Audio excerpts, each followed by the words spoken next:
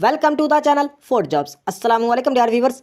अगर आप लोगों ने ओवरऑल पंजाब से पंजाब पुलिस स्पेशल ब्रांच में इंटेलिजेंस ऑपरेटर का रिटन टेस्ट देना है तो ये वीडियो आपके लिए हद से ज़्यादा इंपॉर्टेंट है। इस वीडियो में पास टेस्ट वेरी इंपॉर्टेंट और अक्सर रिपीटेड बेसिक इंटेलिजेंस के क्वेश्चन इस वीडियो में फुल तफसील विद कंसेप्ट के साथ डिस्कस होंगे। तो वीडियो का बाकायदा आगाज करते हैं। Question number 1, choose the word does not belong to. यानी इस क्वेश्चन में हमें यह बताना है कि इन ऑप्शन में से एक ऐसा वर्ड है जो बाकियों से डिफरेंट है, बाकियों से मुख्तलिफ है। तो आइए जानते हैं वो कौन सा है।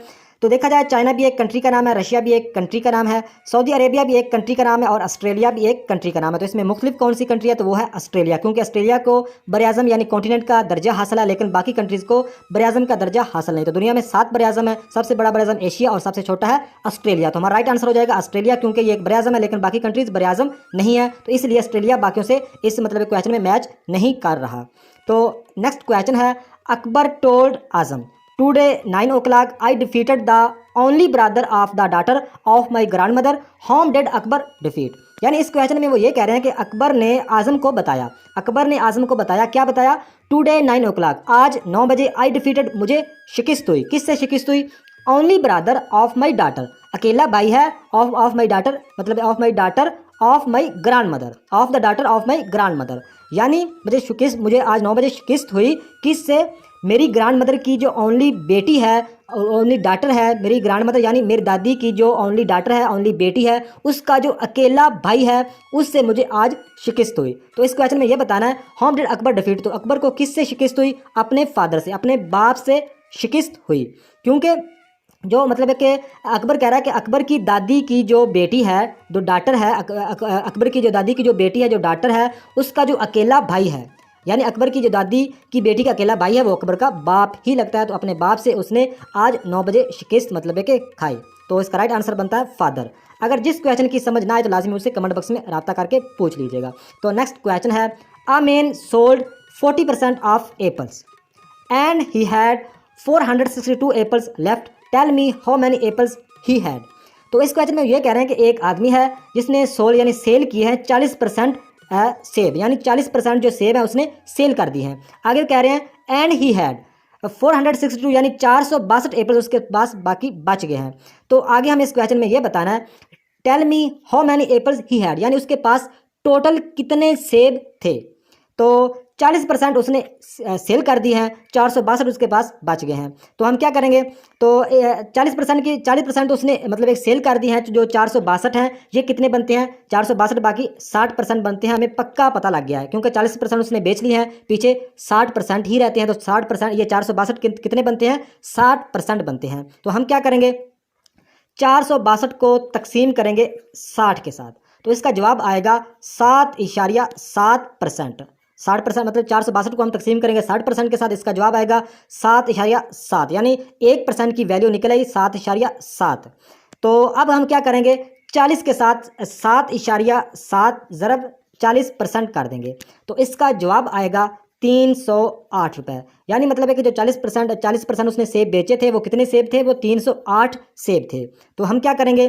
308 को मतलब है कि जमा कर देंगे इस 462 में, तो हमारा राइट आंसर आ जाएगा 770। उम्मीद है कि इस क्वेश्चन की आप लोगों को समझ आई होगी। यानी 40% उसने सेल किए थे और 462 बचे थे। 462 कितने बनते हैं? 60%। तो हम क्या करेंगे? 462 को 60 के साथ तकसीम करेंगे 7.7, एक मतलब कि परसेंट निकल आएगा 7.7 मतलब कि से परसेंट आएगा। तो 7.7 को हम ज़रब करेंगे इस 40% के साथ, तो जवाब आएगा 308। 308 को हम इस 462 में जमा कर देंगे, तो हमारा राइट आंसर आ जाएगा 770।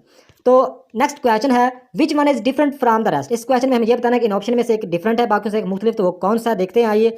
साल्ट नमक, इसका मतलब मिलन खरबूजा, और पीनट मूंगफली, और नट ये होता है खुशक मेवाजात में, जिसमें मतलब बादाम भी आ जाता है, अखरोट वगैरह। तो इसमें मतलब है कि जो बाकियों से डिफरेंट है वो है साल्ट नमक, क्योंकि मिलन एक तार मतलब है कि फ्रूट है या मेवाजात कह लो, नट भी एक मतलब है कि खुशक मेवाजात जिसमें बादाम अखरोट वगैरह की गरी को कहते हैं, और पीनट मूंगफली को कहते हैं। तो हमारा जो लेकिन जो साल्ट है ना ये फल में आता है और ना ही ये मतलब है कि खुशक मेवाजात में आता है, ना ही तार मेवाजात में। तो साल्ट हमारा राइट आंसर हो जाएगा। नेक्स्ट क्वेश्चन है, what will come next in the following series. तो सबसे पहले आप लोगों को बताता चलूँ कि अगर सीरीज का कोई भी क्वेश्चन आए, सबसे पहले आप लोगों ने चेक करना होता है, 3 चीज़ें गौर करनी होती हैं। एक तो ये कि आप लोगों ने चेक करने के ये डबल मतलब है कि सीरीज है या सिंगल सीरीज है। दूसरी आप लोगों ने ये चेक करनी होती है कि इसमें ताक अदाद की सीरीज है या जुफ्त अदाद की, या दोनों चल रही हैं। तीसरा आप लोगों ने ये चेक करना होता है कि इसमें चीज़ें जमा हो रही हैं, नफ़ी हो रही हैं, ज़रब हो रही हैं, तकसीम हो रही है, क्या हो रही है। ये 3 चीज़ें चेक करने के बाद फिर आप इजीली इसका जवाब मतलब निकाल पाओगे। इन 3 चीज़ों के बाद भी वो कोई ना कोई और भी ट्रिक यूज़ करते हैं, क्योंकि नॉन वर्बल में कोई जितना क्वेश्चन मतलब एक देखने मुश्किल लगता है नॉन वर्बल में या वर्बल में, तो उसमें मतलब है कि उतना ही वो इजी होता है। तो इस क्वेश्चन को हल करते हैं। 21, 13, 8, 5, 7 आगे कौन सा जवाब आएगा नीचे इन ऑप्शन में से हमें बताना है। तो इस क्वेश्चन को हल करते हैं।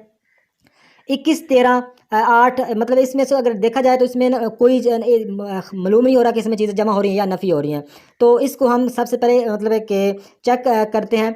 तो इसको क्वेश्चन को मैं मतलब एक डायरेक्ट आपको हल करके दिखा देता हूँ। अगर इसमें चेक करते रहे तो वीडियो काफ़ी लंबी हो जाएगी, तो टाइम ज़ाया होगा। तो आप प्रैक्टिस करिएगा। आप लोगों को 3 चीज़ें जो बताई हैं वो चेक करके आप सीरीज़ का कोई भी क्वेश्चन ईजिली हल कर सकते हो।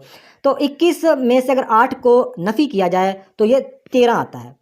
तो 13 में से अगले 5 को नफ़ी किया जाए तो कितना आता है, ये 8 आता है। तो 8 में से 3 को अगर माइनस किया जाए तो कितना आता है, ये 5 आता है। तो 5 में से हम कितने को माइनस करेंगे तो ये 3 आएगा। तो 5 में से हम 2 को माइनस करेंगे तो ये 3 आ जाएगा। तो हमारा जो राइट आंसर बनता है वो बनता है डी ऑप्शन 2, मतलब 2 इसका जवाब आता है। दोबारा बता देता हूँ कि 21 में से मतलब 8 को अगर नफ़ी किया जाए तो ये बीच में 13 आता है। 13 में से अगर 5 को माइनस किया जाए तो 8 आता है। 8 में से 3 को माइनस किया जाए तो कितना आता है, 5 आता है। तो 5 में से हम कौन सा माइनस करेंगे तो ये 3 आएगा। तो 5 में से हम 2 को माइनस करेंगे, 5 में से 2 को निकालेंगे, ये 3 आ जाएगा। तो हमारा जो राइट आंसर आता है वो आता है 2।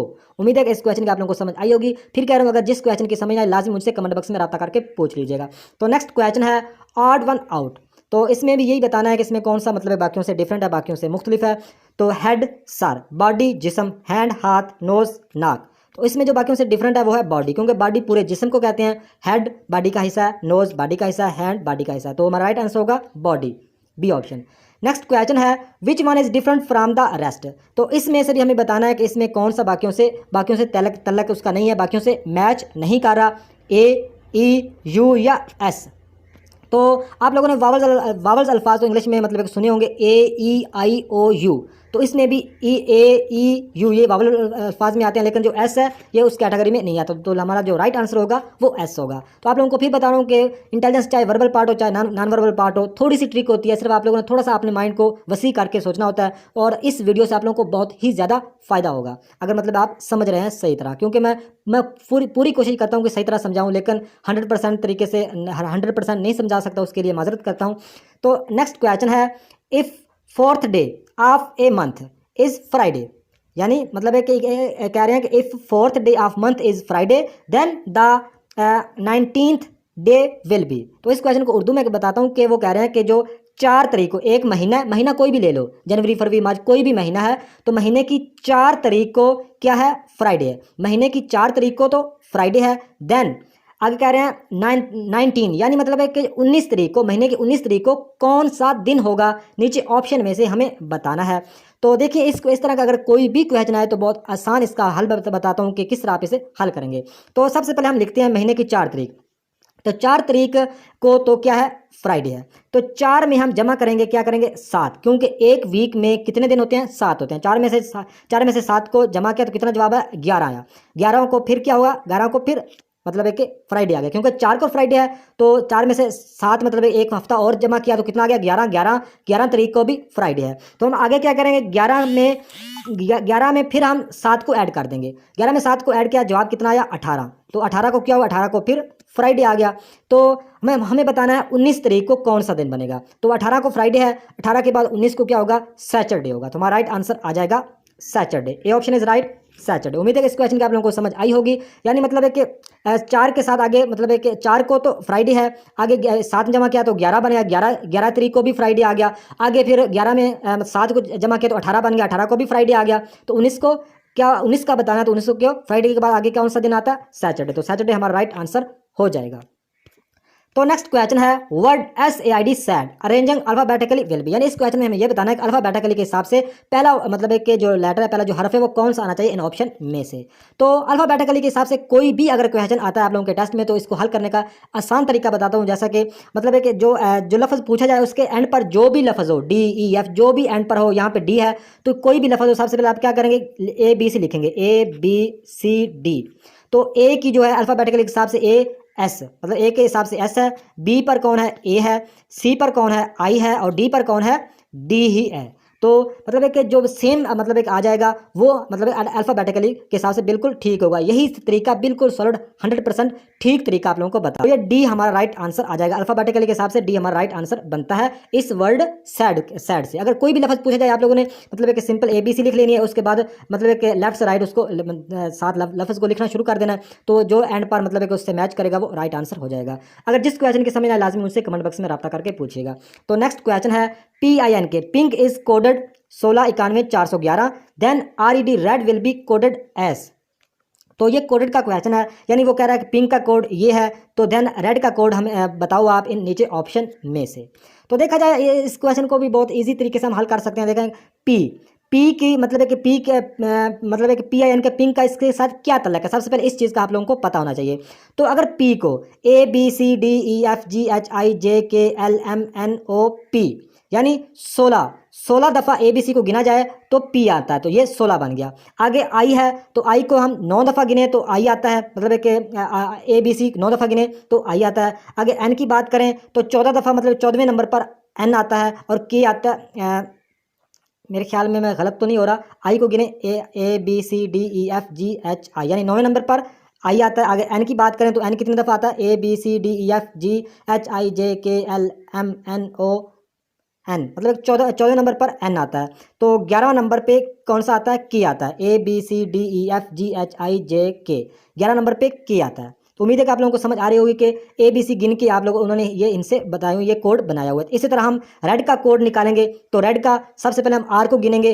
R मतलब है कि किस नंबर पर आता है ABCD, तो ये मेरे ख्याल में 18 नंबर पे आता है। लेकिन ED आगे ये कितने हिस्से पर आते हैं, तो इसका जवाब आप मुझे कमेंट में बताएंगे इसका कौन सा राइट आंसर होगा 1853 1954 या 1854 या 1963। तो उम्मीद है कि इस क्वेश्चन की आप लोगों को समझ आई होगी। तो इसका जवाब आप मुझे कमेंट में लाजमी बताएंगे ताकि मुझे भी पता चले कि आप कितने इंटरेस्टेड हैं अपनी तैयारी के हवाले से और आप कितने % आप मतलब है कि आपको लगता है कि आपका टेस्ट पास होगा। तो एक क्वेश्चन लाजमी आप मुझे हल करके कमेंट में लिखिएगा। तो नेक्स्ट क्वेश्चन है if 5 men built house in 21 days then in how many days 7 men built house, यानी इस क्वेश्चन में ये कह रहे हैं कि 5 आदमी एक हाउस को तमीर करते हैं बनाते हैं 21 दिन में, तो 7 आदमी मतलब है कि वो कितने दिन में वो हाउस को तैयार करेंगे। तो इस तरह का अगर कोई भी क्वेश्चन आए तो सबसे पहले आप क्या करेंगे, आप जो 5 मेन और मतलब 21 डेज यानी जो ऊपर जो रकमें होंगी सिंपल तरीका बता रहा हूँ कि हम क्या करेंगे 5 ज़रब 21 कर देंगे और कितने दिन वो कह रहे हैं कितने दिनों में मतलब है कि देन हाउ मैनी डेज 7 में यानी 7 आदमी को कितने दिन में तमीर करेंगे तो 7 नीचे आ जाएगा। तो क्या करेंगे 7 एकम 7 7 तिया 21, तो 5 को 3 से जमा किया ज़रब किया तो 5 तिया 15, तो इसका राइट आंसर आ गया डी ऑप्शन 15। ये तो काफ़ी सिंपल क्वेश्चन है। तो नेक्स्ट क्वेश्चन है which one is different from the rest, तो इसमें हमें बताना है कौन सा बाकियों से डिफरेंट है कौन सा बाकियों से मुख्तलिफ है। तो देखते हैं स्लीव का मतलब होता है आस्तीन, वेस्ट का मतलब वास्कट, बटन का मतलब होता है बटन जो मतलब है कि जैसे मतलब लगे होते हैं वास्कट पर या कमीज़ पर या जो भी मतलब है कि बटन मुख्तलिफ तरह के होते हैं। और मटन का मतलब होता है छोटे गोश्त को मटन कहते हैं। तो उम्मीद है कि आप लोगों को समझ आ गई होगी कि जो मटन है ये बाकियों से डिफरेंट है क्योंकि वेस्ट स्लेव बटन ये एक ही कैटेगरी से मतलब आस्तीन वास्कट बटन जो वास्कट पर ही लगते हैं ये एक ही कैटेगरी के, लेकिन जो मटन है इसका मतलब गोश्त बनता है छोटा गोश्त। नेक्स्ट क्वेश्चन है ए सैड, तो SAID यहाँ पे आई मिसिंग है तो इसको सैड पढ़ना है। SAID सैड का मतलब होता है कहा कहना।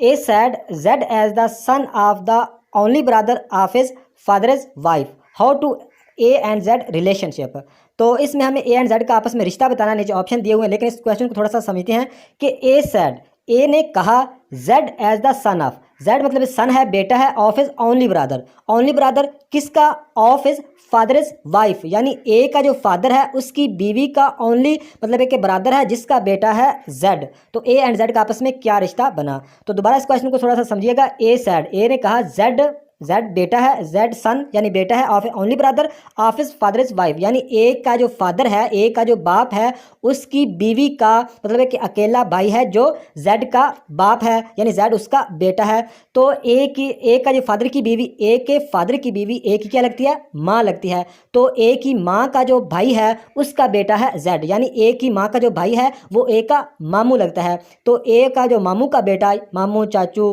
फूफी ये सारे इनके जो बेटे होते हैं या बेटियां वो आपस में क्या लगते हैं, वो आपस में कज़न लगते हैं। तो ए एंड जेड का आपस में रिश्ता क्या है, कज़न का। C option is right, cousin. उम्मीद है कि इस क्वेश्चन की आप लोगों को समझ आई होगी। अगर ना आए तो मैं नेक्स्ट क्वेश्चन में, नेक्स्ट वीडियोज़ में दोबारा इसको मतलब हल कर दूंगा। नेक्स्ट क्वेश्चन है, what will come next in the following series, Z B Y D. आगे हमें बताना, नीचे ऑप्शन दिए हुए हैं कि कौन सा मतलब है कि हरफ आना चाहिए। तो सीरीज़ का कोई भी क्वेश्चन आ जाए सबसे पहले आप लोगों ने चेक करना होता है कि इसमें मतलब है कि हो क्या रहा है।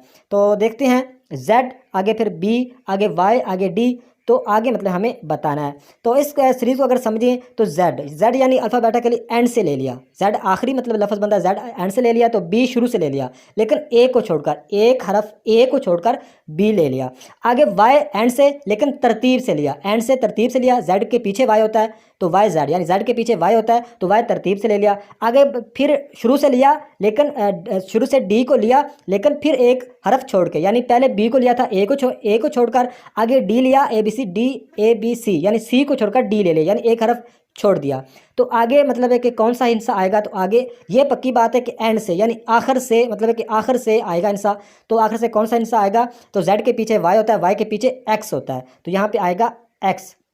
तो सी ऑप्शन हमारा राइट हो जाएगा, एक्स हमारा राइट आंसर बनता है। क्योंकि है मतलब है कि इस तरह से चालिए जेड वाई आगे मतलब एक आना है। अगर बी डी, तो बी को तो आगे मतलब एक बनता है, तो वो तो उन्होंने पूछा ही नहीं, तो इसलिए मतलब है कि हमारा जो राइट आंसर हो जाएगा वो एक्स हो जाएगा। क्योंकि जो नीचे से लफ्ज़ आ रहे हैं मतलब ए जेड, जेड या फिर वाई तरतीब से आ रहे हैं, लेकिन ऊपर जो है वो एक हरफ छोड़ के आ रहे हैं। बी को ए को छोड़कर बी आ गया, सी को छोड़कर डी आ गया। तो उम्मीद है कि इस क्वेश्चन की आप लोगों को समझ आई होगी, एक्स हमारा राइट आंसर बनता है। तो नेक्स्ट क्वेश्चन है, रीअरेंज द वर्ड TUTIONCONSTI। तो इसको रीअरेंज का मतलब होता है कि इससे एक मतलब एक वर्ड बनता है जो बिल्कुल ठीक है, जो इसी मतलब है कि इसमें सारे यही मतलब है कि हरफ यूज़ हुए हैं। तो ए ऑप्शन है या बी डी सी, तो ये आप मुझे कमेंट में बताएंगे। आप लोगों को इस बात का पता चल गया कि इसे रीअरेंज करना यानी इसे एक लफ्ज़ लाजमी बनता है, चाहे वो ए ऑप्शन ठीक है, चाहे बी, चाहे सी, चाहे डी। तो आप मुझे कमेंट में लाजमी बताएंगे कि वो कौन सा मतलब कि आ सकता है। तो नेक्स्ट क्वेश्चन है, water is to pump. Next question है, water is to pump as blood is to. यानी वो इस क्वेश्चन में ये कह रहे हैं कि जो वाटर है, जो पानी है, ये इसका तल्लक है, इसका लिंक है पंप के साथ, यानी पंप जिसको मोटर वगैरह भी बोलते हैं, पंप से मतलब है कि पानी निकलता है। तो एज ब्लड इज टू, तो ब्लड का तल्लक किसके साथ होता है, वेन नालियाँ होता है, हेड दिल होता है, फ्लो मतलब है कि पानी आगे नीचे ऊपर होता है, फ्लो आर्टरी। तो इसका जो राइट आंसर बनता है वो बी ऑप्शन बनता है, हार्ट, दिल। क्योंकि मतलब है कि जो पानी जो पंप से मतलब है कि पानी पंप पानी मतलब है कि देता है, पंप से पानी निकलता है, तो ब्लड जो है वो हेड यानी जो दिल है वो पूरे जिस्म को सप्लाई करता है। इसी तरह पंप मतलब है कि पानी देता है, काफ़ी सारा जो सप्लाई आगे पीछे सप्लाई कर सकता है। तो ब्लड जो मतलब है कि वो हेड यानी जो दिल है वो मतलब है खून पूरे जिस्म में आगे करता है। तो इसलिए जो हमारा राइट आंसर बनेगा, जो ब्लड का कनेक्शन सही है वो है बी ऑप्शन, हार्ट। तो नेक्स्ट क्वेश्चन है, 1/10 ऑफ 90। तो इस क्वेश्चन में हमें यह बताना है कि जो 90 है, 90 है, इसका मतलब एक 10वां हिस्सा कितना होगा, नीचे ऑप्शन में से हमें बताना है। तो इस तरह का कोई भी क्वेश्चन आ जाए तो आप क्या करेंगे, सिंपल इसका तरीका है 1/10/90 कर देंगे, सिंपल है। तो ये जीरो इस जीरो के साथ कट गया तो पीछे बना 9, यानी जो 9 है वो 10वां हिस्सा 90 का। तो ये ऑप्शन हमारा राइट 9 आ जाएगा। तो ये थी आज की वीडियो, नेक्स्ट वीडियो तक खुद